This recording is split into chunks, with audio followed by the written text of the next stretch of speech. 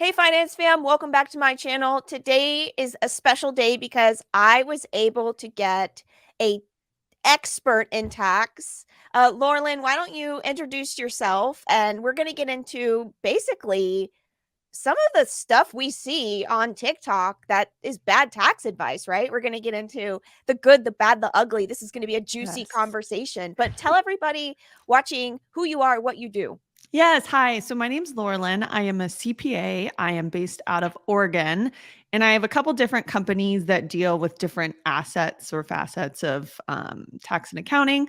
But I've been in the industry for a decade, and kind of my specialty is small businesses. So I provide tax services for them, accounting services, as well as kind of forward-looking forecast cash flow services as well. And so kind of like the whole gambit. Yeah, love that. That's actually who I work with as well as small business owners. I feel like you can add the most value to them in the Mhm. tax realm, especially Yes. tax strategizing. Do you Mhm. do a lot of tax strategizing with people as Y well? Yeah, and kind of how I've built my business is I can't strategize with you unless I can trust the numbers you're giving me, and I really can't trust the numbers you're giving me unless I'm in charge of them. And so kind of how my model works is if a small business owner wants to work with me, I have to have some level of control in the books, and the relationship has to be a monthly ongoing thing so we can kind of more real time keep up with what's going on because as you know, once the tax year closes, our options are very limited. So I always tell people if you want the most value from me and you want to save the most in taxes, or it's not even saving, sometimes it's just deferring. It's Yeah. like we have to be doing this more real time. We can't be doing this after the fact. I think that's one of the struggles with taxes is most people, they really do not think about it until it's too late. And that's Hmm. something that I admire about you, how you've been able to amass an audience on TikTok and actually get people interested in taxes. So I pulled up your TikTok here. You've got 47,000 followers on TikTok. You have I binge your content. I literally binge it. So I'm an official tax nerd. I love tax strategy. I love like my husband makes fun of me because he'll catch me on the IRS website on like a Saturday morning reading tax code, reading publications, Yep. because people ask me questions and I get so excited about like digging into the code and figuring out like the answer and the strategy. So Hmm. I'm I want to kind of ask you, how Hmm. did you get so many people to be interested in taxes? I don't know really, honestly. Well, no. So basically what happened, I started my account, like I should say I kind of really started posting tax and accounting content to that account at the very beginning of 2021. And it was just kind of one of those fluke things where I had a video that popped off. And it was about the taxability of gifts influencers receive. And that caused a Oh, lot. I think that one had like tens of thousands of likes. I think it had over 100,000 likes. And so within 1 month of posting content, all of a sudden my follower count went from like 5,000 to like 25,000, in a matter of weeks. And so it was a little bit of a fluke, but I try and structure my content around a lot of like response type videos because you do see a lot of really incorrect information. So I do a lot of stuff that's like, this is why this is wrong. And this is, what you would need to do to make it not wrong. And so I found that those types of videos and that type of content resonates really well with people. And then kind of as like a bonus of that, it attracts clients to me who want to do things right. And they're mhm. like, you're out there, you're busting myths. Like, I know you will keep me in line and I know, I won't commit tax fraud with you. And so it's kind of a like, it's like good content that people enjoy, but then again, it also like drives kind of the people I want to work with toward me. So it's kind of like two birds, one Amazing. stone. Yeah, amazing what you've done. And it's funny because on my YouTube channel, what kind of kicked off my growth was my TikTok reaction videos.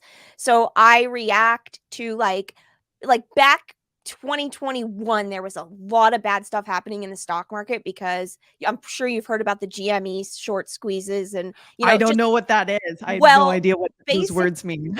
well, okay, that's refreshing actually. That's refreshing to meet somebody that like doesn't know that because what was happening was all these investors were doing all this speculating and buying these stocks Oh.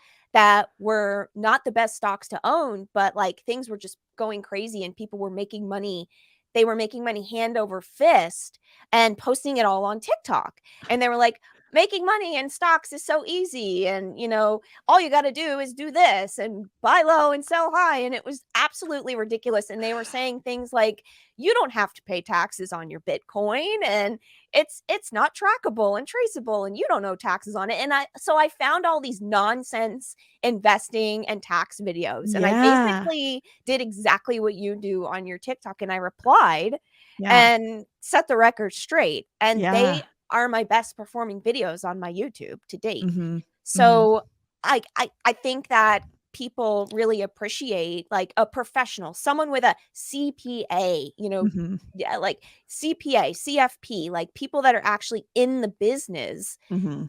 giving that good advice. And I think Mhm. that that's so important. So I appreciate you as a professional doing this for people. It's Yes. that important. I'm very Yes. passionate about that. Oh, I mean, you know what? At my core, like when I was younger, I grew up with a dad who was I love him very much, but he was very like staunch right wing Republican, very political. And like he's my dad. So then I was very right wing political. And so, like, when I was younger in high school, I'd always be debating people in politics and stuff. And then as I got older, I was like, okay, this is like a no win game. No one wins in this. But like, I still have that part of me that likes to debate people if I think they're wrong about something. So that's why when I see these videos, I'm like, oh no, this isn't right. I need to tell the internet why this isn't right. I'm with you. I'm with you. I've been doing that about like insurance. Everybody's selling Yes. insurance on TikTok. I'm sure you've seen that. Oh, I've done a couple IUL videos of being Oh yeah. like this is not a great tax mitigation strategy for most people. Like it's actually a horrible strategy for most people. That's the thing. And so it's important that we continue to, fight the good fight on Mhm. TikTok or on Yes. social. So let Yes. me ask you this. Out of all of the people that come to you and the people that you talk to, how informed or uninformed on taxes do you think people really are? Like generally speaking. Oh, super uninformed.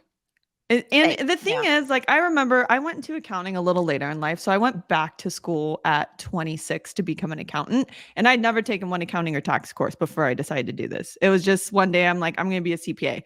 And I went back to school for it. But like, I remember as I was learning everything, I was thinking to myself, this is like another language you're having to learn. And learning another language takes time and it takes a lot of practice. And so that's how I approach it when people come to me. And it's like, I don't like shame them for not knowing. I'm like, it's a whole nother language. Like, of course you don't know. And that this is why I have a job, And so like, and I remember so, as I was like trying to think of content, I was talking with a really good friend of mine and he's like, Lorilyn, you're trying to go too deep with these concepts. He's like, you're trying to go 20 layers deep. He's like, people are struggling at layer one. So just keep all your content at layer one, and tell them what they can. But it's like at the end of the day, I like to say that taxes just turn off a part of people's brains. Yeah. They're like, I don't know, and I kind of don't even really want to know. And so it's like even the people who are most informed are still not very well informed just because unless you have real hands-on experience doing it day in and day out, you're just, there's just so much context to tax and tax strategy. Your average person is just not going to know that. I agree. I think that taxes definitely make people want to like go drink wine and forget about all of it. It's just one of those things. One of my fundamental beliefs, and I'm curious to hear your thoughts on this, is one of my fundamental beliefs is like if you can just get the basics down, like understanding gross income minus above the line deductions, like the majors, right? Like Mm-hmm. your 401k, your traditional 401k is giving you, that above the line deduction. Mm-hmm. Student loan interest, Mm-hmm. etc., right? And so Mm-hmm. I try to tell people like there is this kind of fundamental overview of how your taxes work that anybody I think can learn. Yes. Um, Yes. do you believe that that's true, or do you think that most people still just can't just grasp it? Oh, no, I think people can totally learn it, but the problem is these people, like, you have to think of it this way, they're coming in and doing this once a year.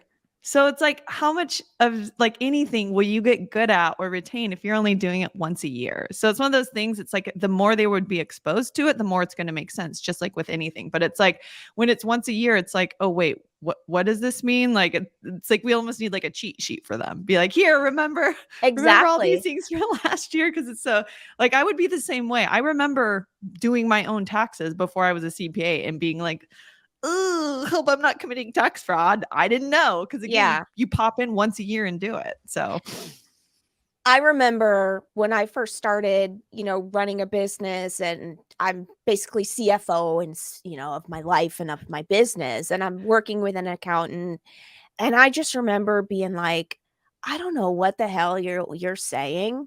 He's like, okay, you're gonna do the SEP IRA and 25% and blah blah blah blah. And I just remember thinking how lost I was. And I just mhm, did what they said. mhm, And it felt uncomfortable to me. Like I don't like not understanding when I'm told to do something, what it means. And mhm, I think that there are probably a lot of small business owners that are in that scenario where they're listening to their CPAs, and yes, you tell them everything, right? Or the CFPs or whatever. And they're mhm. just nodding their head and doing what you say, but they're just like, I want to understand this. I really want to ask more questions and understand this. Do Yes. you find that a lot of people are asking those questions and saying, "Hey, Lorilyn, listen, I know you're telling me to do this, but what does this actually mean?" Mhm. How much Yes. education is going into your consults with your clients, basically? Yes. Well, so because of how I structure my engagements, like number one, most of them are monthly engagements. So included in that is kind of that unlimited consultation. And I encourage them. I'm like, anytime you have a question about anything, you can email me, you can text the business number. I'm like, I'm here to answer your questions around that. And it's so funny because it's gotten to the point where I know when I'm saying something, there'll be a look that kind of comes across their face. And I know none of it's being retained. And I'm like, wait, let me take a step back. So it's like I try as much as possible to encourage that dialogue and that communication with me. Because one thing Yeah, I tell them is like, I'm like, I don't want you to go do something and then I find out after the fact and it was something that was actually detrimental to you. So I just always encourage communication. If something doesn't make sense, ask me. If you want to talk about something, ask me, text me, please. And the thing is, I know a lot of CPAs don't do that because of their business models. Like they don't charge prices to build in that consultative piece. mhm, And for me, my prices are a little higher, but I know that's what clients actually value. They don't value you putting numbers in a tax return and sending it off to the mhm. IRS. They value the relationship and the communication piece. So it's like, yes, I want to provide that for you, but like you're going to have to pay a little bit of a premium for it in order for me to be able to give you what you actually want. Exactly, and I think that probably more CPAs are gonna have to move to that model, Mm-hmm. and I think that that's an important offering, and it's what I wish I would have had. I wish that I would have been able to communicate a little better with my CPA instead of sitting there feeling stupid asking questions, Mm-hmm. Mm-hmm. and eventually I found a CPA, that I was able to have that open line with, and that's kind of what propelled me into financial planning to begin with, Oh, is because wow. I started to understand stuff. I Mm-hmm. I found a CPA that would talk to me and, like, teach me, and when I understood it, that's when it got exciting, and that's when I was Mm-hmm. like, "Ooh, I can do this, and then I can save on taxes this way," and then that's what propelled me into tax strategy, my passion for tax Oh, I love strategizing. that. So, who knows how many lives you can change by Oh, helping and too, I don't know if you know this, the huge pipeline problem we're having in our Yeah. industry. Yeah, Shortage, right? so for anyone out there who doesn't know, who doesn't keep up on industry talk in the accounting world, is we have this huge issue where in the next 10 years, 85% of CPAs will be retiring. So it's a lot of boomers. Yeah. And the pipeline of people leaving college and entering our industry is not even close to replacing those numbers. And part of it too is just like in general, the industry, the wages and stuff have not kept up along with other industries. So it's like, why would you come out of college for a 60K a year job working 80 hours a week for the big four when you could go into tech, when you could go into finance, when you could go into anything else and make a lot more money and not work as many hours? And so we're as an industry trying to figure out, okay, how do we solve this huge shortage problem? Because even now, CPAs will just like one day shut their door. There'll be hundreds of clients without a CPA that day, or enrolled agents. Like enrolled agents also prepare taxes. And then they'll be floundering and trying to find CPAs or EAs taking new clients. And it's really hard to now. Yeah, that is definitely a problem that I've been wondering how is the CPA community looking at like artificial intelligence? Because I know that there's a lot of talk right now about CPAs being worried that artificial intelligence is going to, take over their jobs. I don't believe that that's going to be the case. I think there's always going to need to be oversight and client interpersonal relationships here. So, but Yeah. what are your thoughts on that out of curiosity? Yeah, I just view it as another tool to make our jobs easier. Kind of like, Yeah. back when the cloud was introduced. The cloud didn't get rid of our jobs, it made doing our jobs easier. And again, it comes down to the end of the day, the clients aren't valuing what the AI can do. It's like a kind of a necessary evil. Like, can AI help you put the numbers in the tax return quicker? Yes, cool. That's great. That saves me some manual entry time. But the AI is still, like you said, it's not going to replace the relationship piece. And that is what clients really, really want. Yeah. They don't care about, ooh, this tax return was so beautifully prepared. They don't care about that. Oh, all my numbers were in the right place. Yeah. They don't even know what they don't even know. They They don't even know enough about to even know if it's right. They're like, well, seems right. Okay. Yeah, exactly. Yeah. So let me ask you this. What are some of the biggest mistakes? Because a lot of people do their own taxes on TurboTax. Mhm. What are some of the biggest mistakes? I know a few that I've seen, but Mhm. that you've seen that Mhm. people make when they try to go at their taxes alone, especially business owners. Yeah. So the main thing is they're not understanding what deductions they're actually entitled to. So Mm. that's a big one, is thinking, oh, I can write this off as an expense and it's not a business expense. So that would be the main thing. Like I've seen You mean my vacation to Greece isn't tax yeah. deductible? There was one guy who put his freaking MBA like school tuition, $30,000 writing off on his Schedule C. Did his Schedule C have any income or any other expenses? No. He's like, well, I'm going to start a business. And I'm like, this is not a business deduction, but it's like TurboTax isn't going to stop him from doing that. TurboTax is like, seems legit. Another thing I Very see people true. another thing I see people get wrong a lot is if they're doing a home office and they decide to do the actual expenses for the home office, which means, if you own your home, you're having to put in the home basis and stuff to calculate depreciation, and they're not doing, basis correctly. Mhm. Mileage is a big one. Auto deductions is another one I see people get wrong. I just saw one come through. It was a MLM beauty product. I won't say which one. And I'm like, ask her, I said, because she had less than $600 of income and some expenses. And she's like, yeah, I think I can write off like my mileage and my home office. And I'm like, have you? And I'm looking at her 2 prior year returns, and they're both huge losses on her Schedule C. This is not her main job. She's a W-2. And I Okay. was like, have you made a profit in the past 3 of the 5 years? Because in my head, I'm like, this is a hobby. This is not a business. These losses are not deductible. And Yeah. she's like, no, I haven't. And I was like, fuck. And I'm like, Ugh. now I have to be the bad guy. Oh, I just Yeah. cursed. No, it's okay. It's okay. I was like, now All I have to good. be the bad guy and be like, hey, last year when you had a $17,000 loss on this Schedule C, that you are not entitled to those deductions because this is not actually a business in the eyes of the IRS. This is a hobby. So it's like, now I have to have this call with them and again, be the bad guy and be like, I'm so sorry, but this is how tax law works. Ugh. Yeah. That's a big one. People are just like wanting to get every deduction they can, and they're doing this on their own so they can put anything they want into TurboTax, and TurboTax isn't going to say, sorry, we think this could be incorrect, right? Yep. TurboTax doesn't care. Doesn't TurboTax care. doesn't give a shit.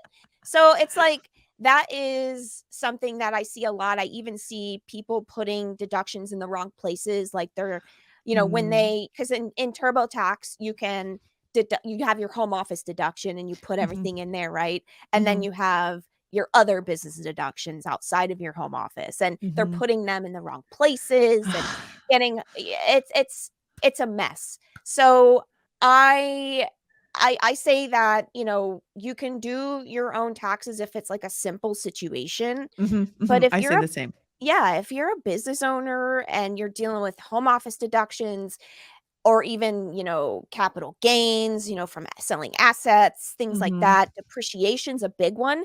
And Mhm. something I see a lot is people doing their own taxes on TurboTax that have businesses that have legitimate depreciation expenses that they can take. Mhm. They don't, because they don't know how to put it Yeah. in to Yes. the software. Yes. Yes. And I'm like, dude, you're completely screwing yourself by not taking that deduction. It's a Mhm. legitimate deduction that you can take, and you're not doing it because it's just overwhelming dealing with putting in what did you pay for the car, when, all of that, and putting all that information in overwhelms people. Yes, and totally. And two, it's like I've been doing this long enough. I can look at a set of financials or a tax return, especially comparing it to the prior year and talking to them and understanding their situation. And I'll be like, I feel like we're missing something. I'm like, are you sure you didn't get another form? Like here's a good example. It's a very dear friend. She's like my parents' age. Her and I worked together, like my first job out of college. She's retired now. And she'd been preparing for years her tax returns by hand, like bless her heart. And this Wow. year she's like, Laurelyn, I'm just gonna pay you. And so, she comes in, we had like, lunch right over there. I make us some stew. And I'm like going through her forms and I'm like, and she's, I'm asking her about her situation. I'm like, I feel like we're missing a 1099-R. I'm like, this something feels wrong to me. And so it's just kind of having that gut feeling that, and understanding the context. And then sure enough, she's like, oh my gosh, we are missing a 1099-R. And so it's just, or there was another one where they had like RSUs and stuff, and the stock basis wasn't calculating correctly. And I'm looking at this and I'm like, this just isn't right. I know this isn't right. I'm like, I don't know what the right number is, but I just can tell looking at this something, we're missing some document. And sure enough, Mhm. if I wouldn't have caught that, that would have been an extra $30,000 of income she would have been taxed on. Yeah. Yeah, and I say this a lot, not all CPAs are created equal. And not I love CPAs, they're the best. Like, I bow down to them because they have a very difficult job gathering Mhm. people's documents and getting people to actually give them what they need to actually do the tax returns. I know how difficult that is, but I have come across CPAs that miss things. And Mhm. I say all CPAs are not created equal. How do you feel about that statement? Is that unfair? Is that, what how do people find a good CPA?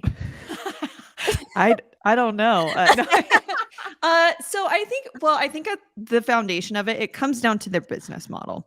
If they have a business model where it's kind of like the churn and burn, we're doing volume, we're doing low prices, and they're just going through as many returns as possible, they're going to spend as little time on your return as they can to get it out the door and get the next one. Mhm. I again charge a higher, like double what anyone else would charge minimum, because I want to be able to take my time and actually have those conversations and those follow-ups and expect that those are going to happen.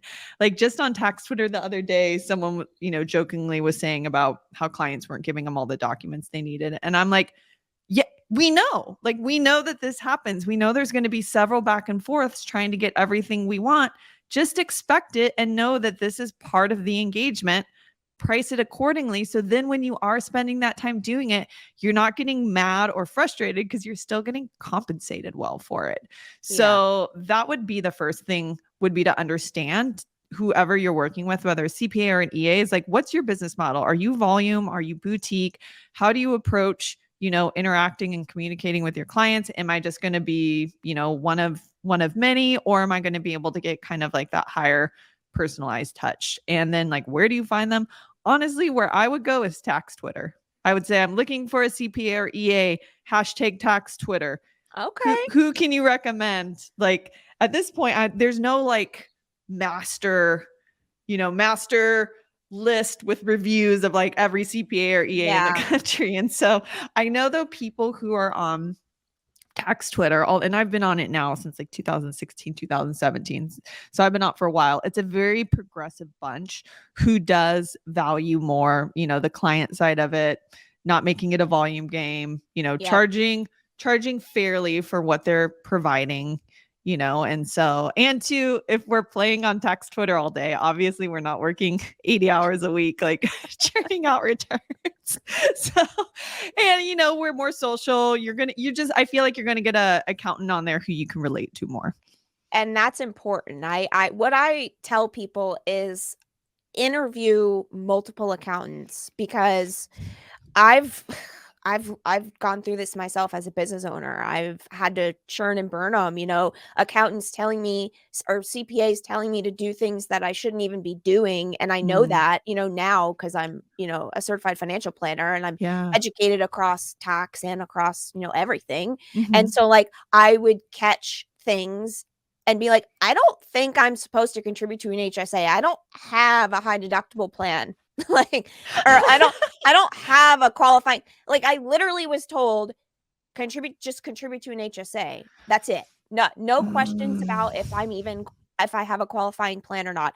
I knew better, thank goodness.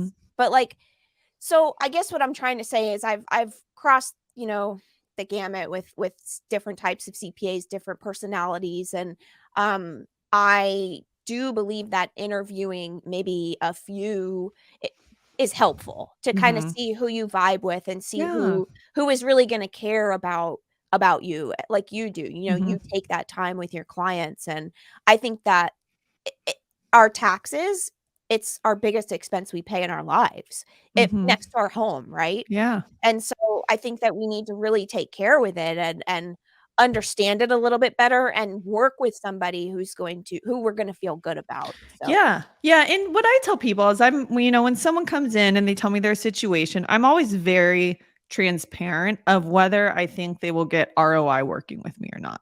If they're just a high W-2 income earner where we're just like, you really can't do not much to anything. do. Yeah. I'm like, you know what? You're paying for peace of mind with me. You're not going to be really paying for tax savings advice, because it's just like our hands are kind of tied. But like when I come across someone where I know like, oh my gosh, I'm going to save them tens of thousands of taxes, dollars in taxes easily, I will tell them that. I'm like, yeah, this price tag might seem steep, but when we look at how much I'm going to save you, like this is a no-brainer. Like there was a new client I had last year who they were working with, I won't say the name of the firm, but it's like a bigger firm who's known for like real estate, whose name might be similar to the stuff that happened in the 2000s with like Martha Stewart and stuff and Enron. It might be a firm related to that, maybe, but now they've like built themselves as real estate experts, and they had over the course of like 2 years left off the books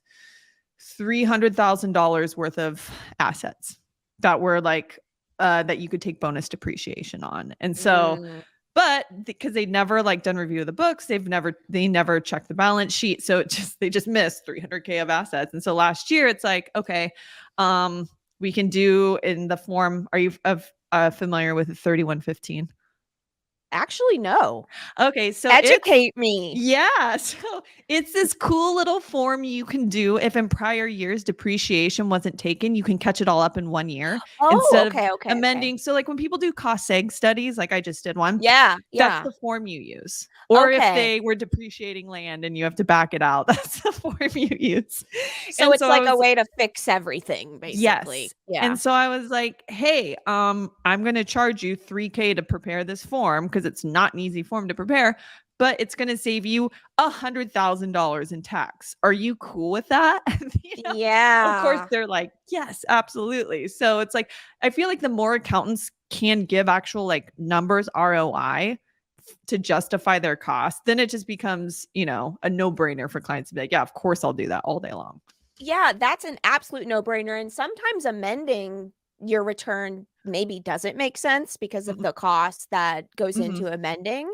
Yes. But there are, anybody that's like had bad experience and isn't really sure if their taxes have been done right, I encourage them to go get a second opinion, take a look, make sure, because you can amend, you can make changes if you need to, right? Absolutely. Speaking of real estate, I'm about to put out a video on this, but basically, like, I think a lot of people don't realize that, like, they don't know about passive activity losses being suspended. Like they don't, like people will invest in real estate, right? Uh-huh. And they think that they can take all of these deductions against, Mm-hmm. losses against their active income. Mm-hmm. And the fact of the matter is if you make too much money, that's not the case. Like Yep. your losses essentially get held and suspended into the air until you have income to net it against. Mm-hmm. That's a big one that I find real estate investors are misinformed about. Yes. Do you find that as well, that a lot of I know there's the $25,000 Mm-hmm. special exclusion, but a lot of people make too much money for that. Yes. So do Yeah. you come across that a lot? Oh, yes. Oh, yes, I do. I actually had a client this year who I was working with, and she was talking about, so her and her husband do, W-2 jobs, and then they have like 2 rentals, I think. And in some of the rentals, they've done a lot of rehab this year.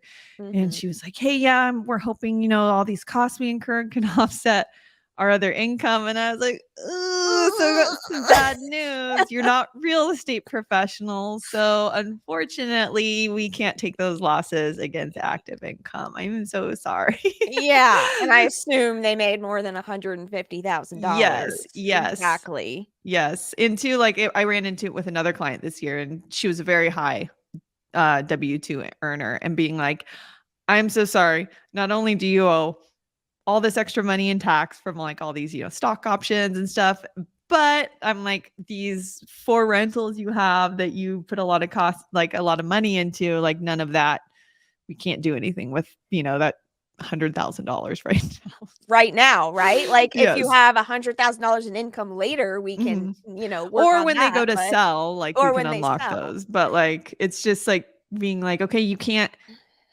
think of this as not giving you any tax benefit. So that's actually one thing I try and explain to people who I know who are looking to get into real estate and are like, well, what are the tax benefits? I'm like, well, okay, because you're not a real estate professional, you're not going to be able to take these losses against income. The most you'll be able to do is wipe out any income that you have from the rental. So you just won't pay any tax on your rentals. And I Mhm. said, but your game with this is more to hold the asset to get equity. And then once you have that equity, be able to refi, pull out cash, go buy another property. And I'm like, so your game with this is different than a real estate professional. You're more doing the equity game, building that, taking that, and then using that equity to buy more and more properties. Yeah. Yeah. That's a good point, and I think that a lot of people that invest in real estate listening to this can, maybe take something from that and double check to make sure they're not misunderstanding their tax situation with their real estate, Mhm. or make sure that their CPAs aren't doing anything shady and, making things happen that shouldn't really be happening. Yes. Um, so what is some of the worst advice you've seen, the worst tax advice you've seen on TikTok? Oh, probably there's I like, mean, yeah, no, a there's like, lot. I'd actually just responded to a tweet yesterday saying like the 4 big ones I see. Okay. And here's the thing, the reason why the advice is bad is not because it's not the tax code, it's that they're not giving the context around it. Like not anyone can just take any deduction and have it be legitimate. So Mhm. like the first one is, this is so dumb. It's like buying a G-Wagon to lower your I was tax. gonna bring that one up. I was gonna bring it up. It's so dumb because what it is it's just like you're robbing Peter to pay Paul. That's what you're doing. And then this is what I tell people too is it's like if you would not buy that car if there wasn't the tax benefit, you shouldn't buy it with the tax benefit. Like Yeah. cuz you will not be able to afford it in the next, couple years as you're making these monthly payments on it. And so that's and then two, people not understanding like unless you're using that car 100% business use, which is very hard to justify unless it's like a work van, you don't Mhm. get 100% deduction on that anyway. And so Mhm. it's like it's not some like clever hack. And then when you go to sell it or trade it in, then you have to pay tax on the depreciation recapture.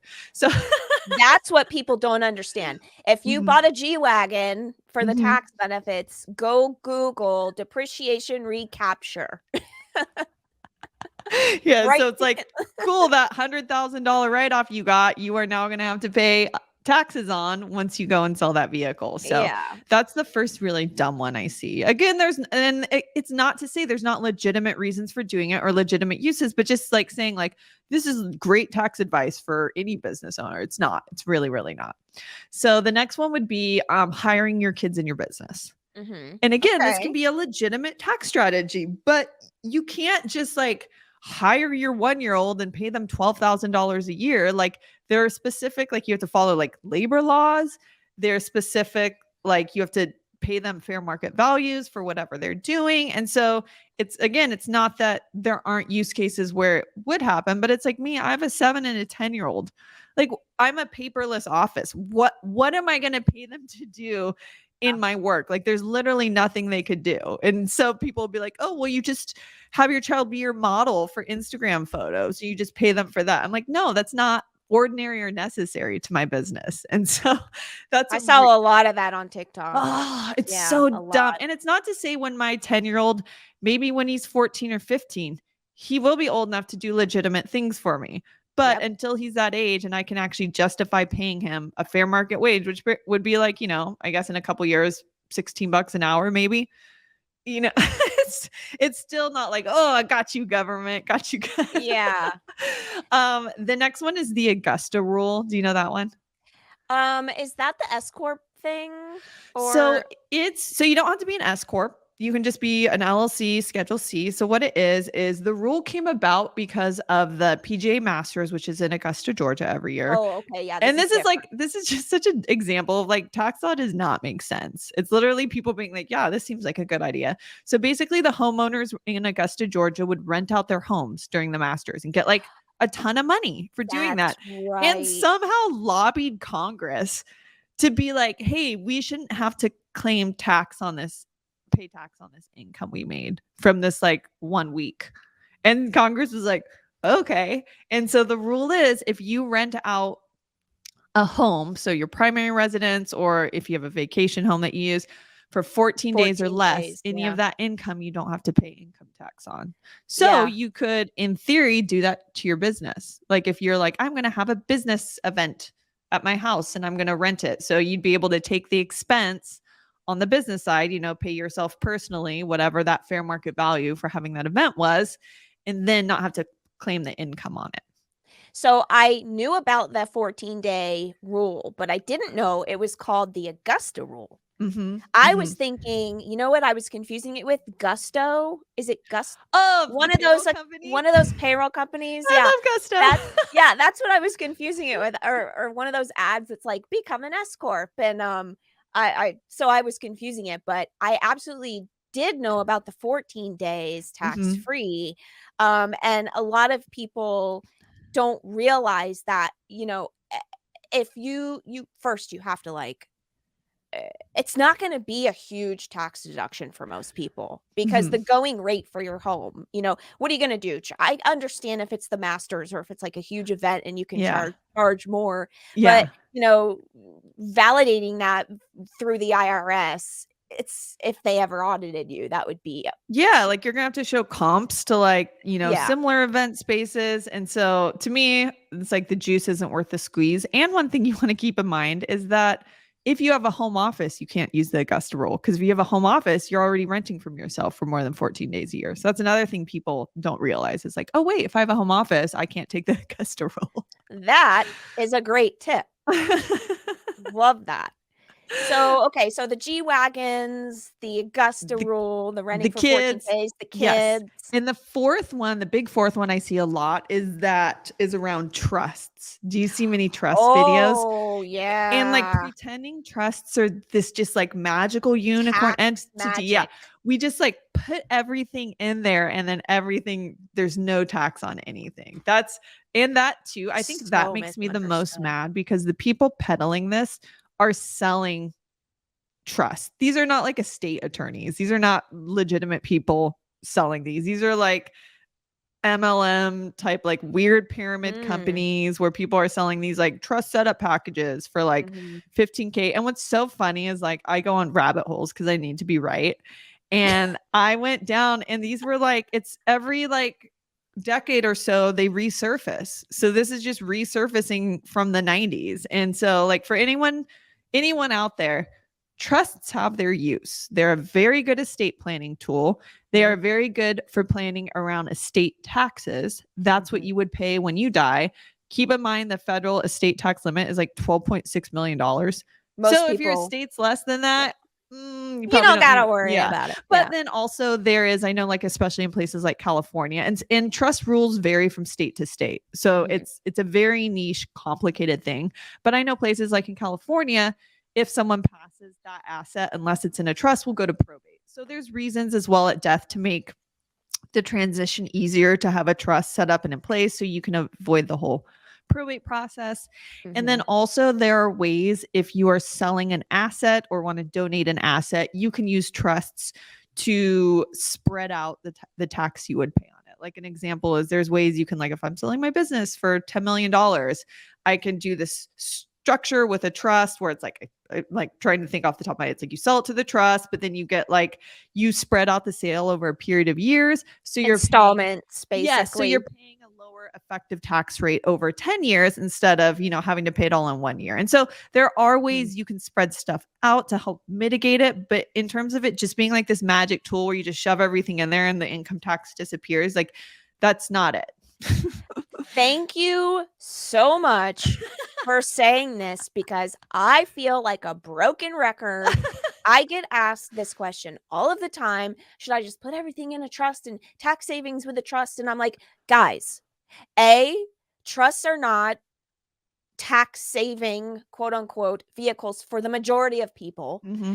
And Mm-hmm. if they are, Mm-hmm. it's because you're giving up control of the asset. It's Yep. because you're basically giving the asset away into an irrevocable trust. Yep. So, like, I try to explain to people that think of trust more so as, like, it's a tool for getting things done, like you said, avoiding probate, super Mm-hmm. important. And you don't have to have, like, a lot of assets to use a trust. Like, Mm-hmm. most people, if they want to pass their house to their kids easy and Yeah. efficiently, you put it in a living trust. But Mm-hmm. that saves you zero taxes. It Mm-hmm. does, like, there's no tax savings in putting that in the trust. Yes.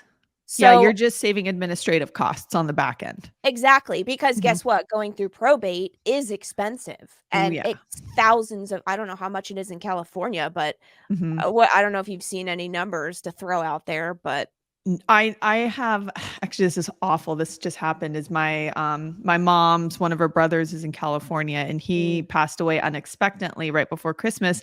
oh, I'm He sorry. wasn't well, he wasn't, it was unexpectedly, so he didn't Yeah, have his assets set up for a trust or anything. So now they're going through that whole probate thing, which, process. it's like in stark contrast, in contrast to the prior Christmas, she actually had another brother pass away, but they had everything set up for it. And so it's like, on one hand, it was like, here's the thing, when you're going through a really sad, devastating time of dealing with someone passing away, the last thing you want to deal with is this administrative stuff. So it's, Court. yeah. And so it's like being able to set stuff up to help out your beneficiaries in their Mhm. time of, like, mourning, and make it easier for them. Like, do that, please. Yes, exactly. I'm so glad you brought that up. That's a big one. And, all of this is circulating TikTok, and people are just eating it up. Oh, people will And, be commenting, how do I do this? Where do I go? I'm like, I mean, no. people are pulling money out of their 401ks to buy an IUL policy. I'm like, "Damn it. Stop. I'd be pulling out my Stop. hair. I'm like, no. Please don't do that." Like, I just put out a video that was like, if people tell you 401ks are bad, they're trying to sell I you saw one that. of 3 things, Yeah. They're trying to sell you insurance, they're trying to sell you a get rich quick scheme or a Mm-hmm. business opportunity, or they're trying to sell you a real estate product. Yep. Uh, 100%. that's it. So if you can just have your smarts and just be suspicious of that, then that's key. Yeah, and I hate the whole, like, positioning that people will do, like, well, this is what the rich do, so then you should do it too. And it's like, that's not how people got rich. They got rich from having income producing assets, normally a business, or Yeah. they inherited it. Like, let's be for real. And so trying to be like, oh, IULs, this is what rich people do, so this is what you should do. It's like, just because a rich person bought a private jet does not mean it makes sense for you in your situation. Yes. Thank you again for saying that, because Uh, I said this on Twitter recently. I was like, just because a rich person is doing something that it could actually be detrimental for you to do that. Like if a rich person is setting up trusts everywhere, trusts are expensive to set Yep. to set up and Yes. have trustees and manage and have attorneys Yes. oversight, have the oversight of everything. They Mhm. have the money to do that. If you Yes. aren't a multi-millionaire that's going to like go over the estate tax exemption, of the 12 million or whatever it is, you probably don't want to spend a bunch of money setting up a bunch of crazy complex trust situations. Keep it easy. Living Yeah. trust is all you need, right? Yep. That's it. Mhm. And I also know that wealthy people set up IULs because they have more money than they know what to do with. Coming out their ears. Coming out their ears, girl. That's Yes. exactly what it is. I'm like, if you don't have money coming out your ears, look the other way from an IUL. Like, do not pass go with an Yes. IUL. It's not going to be good for you Mhm. if you aren't super wealthy. Yeah. So you're right. That framing of the rich people do this, so you should do it too.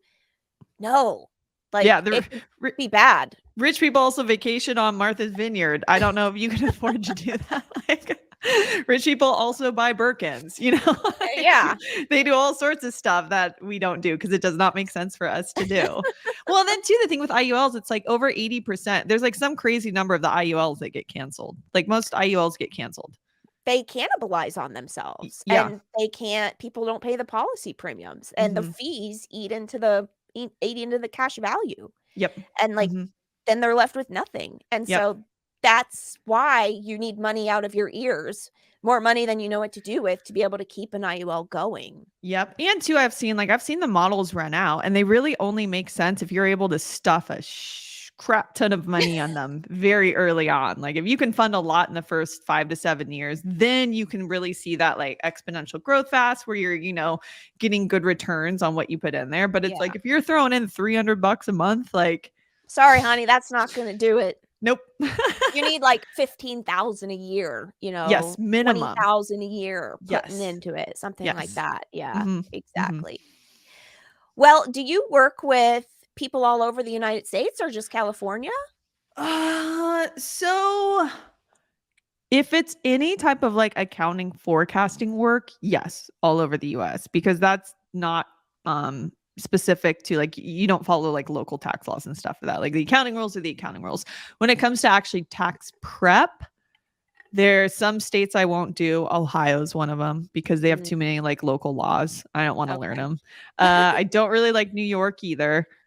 Okay. So, California, I will only because so I'm in Oregon, but I'm so close to it. Oh, I'm okay. like, you know what? I can learn California tax law. So I do California. I do most other states. In some states, you don't even have income tax. Washington, Texas, Florida. Right. So but yeah. So for the most part, yeah, pretty much nationwide. Okay, that's awesome because I get asked all the time for a CPA recommendation. Literally, I think it's like the number one question I get asked. And I'm, trying to build my network, Yeah. so would love to send people your way. Where can Yeah. people find you? What? Gosh, the two best places to find me if you just want to like get my vibe would be TikTok. Okay. I'm at the Not Spicy Accountant. So that's where I put out all kind of my small business facing tax and accounting advice. Yeah, there it There is. you are. Look at Yes. you. And then if you kind of want to see me more interacting with the community and kind of see like my personality come through, because I feel like my personality doesn't come through a lot on TikTok. I have a pretty like dry sense of humor. I'm a silly girl. I would say go follow me on tax Twitter, and my DMs are open on tax Twitter, so you can actually send me messages on tax Twitter. And then Okay. I'm like in the middle of a rebrand right now, so I do not have a website up. So if No you go to worries. tax Twitter, I'm just at Lorilyn Wilson. Okay, awesome. Mhm. I could seriously sit here and talk to you and ask questions. Like there's so much more I want to ask. So, I may have to like do this again with you. We'll have to What? do part two. Yeah, part 2, like we'll make it real juicy, real good like tax Yes. strategies, tax things to Yes. avoid, Ooh, mistakes. I would love to like walk through some like unique tax situations I've ran into and like what we did with them and like because I have those stories. Okay, so part 2 is going to be juicy tax stories. Mhm. Mhm. Okay, we'll give the people something to look forward to. Yes. Yes. All right, please go check out all of Lorilyn's stuff. Follow her on TikTok, call her, hire her. She's amazing. And we will be back for part 2, where we talk about juicy tax situations. Juicy tax I situation. Thank you love that. so much. You're welcome. Thanks for being here.